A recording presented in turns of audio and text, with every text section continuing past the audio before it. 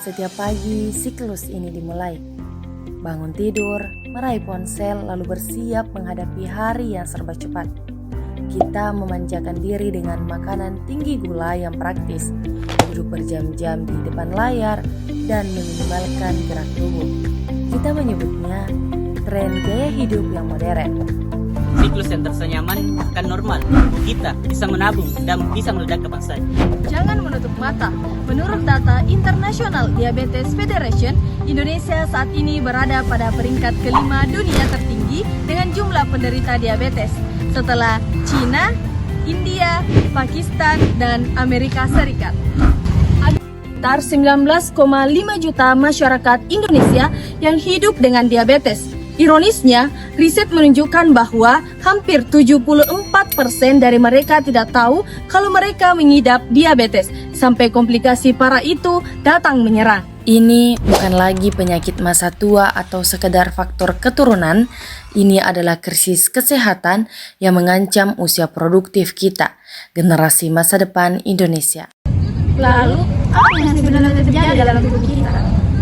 Dalam tubuh yang sehat, pankreas bekerja optimal memproduksi insulin, hormon penting yang membantu gula darah masuk ke dalam sel sebagai sumber energi. Masalah mulai muncul ketika pola makan tidak seimbang.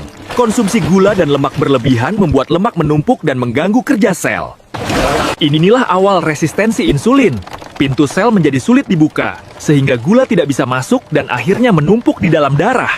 Pankreas dipaksa bekerja lebih keras. Lama-kelamaan, organ ini kelelahan dan produksi insulin mulai menurun drastis.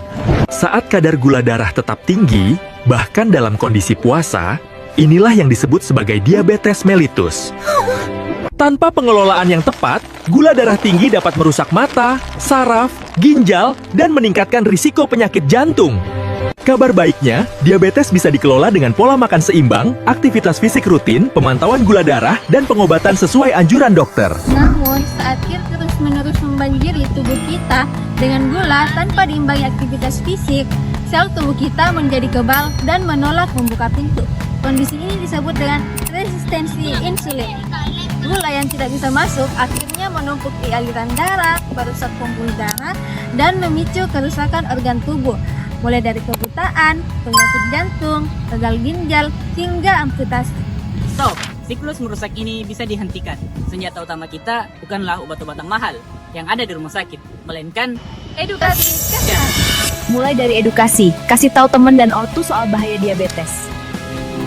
Kedua, pola makan. Perbanyak buah, sayur, biji-bijian, dan stop gula tambahan. 3. Wajib gerak minimal 60 menit sehari. Bisa basket, jalan santai, lari, atau sepedahan. Ajak keluarga hidup sehat.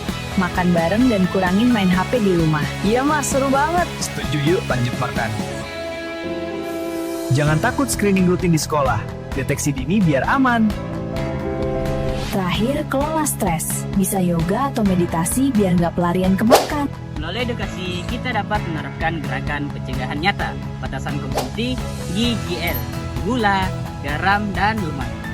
Batasi gula maksimal 4 sendok makan atau 50 gram per harinya.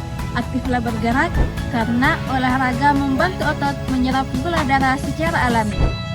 Dan lakukan deteksi dini melalui cek kesehatan rutin di Posbindu atau puskesmas terdekat.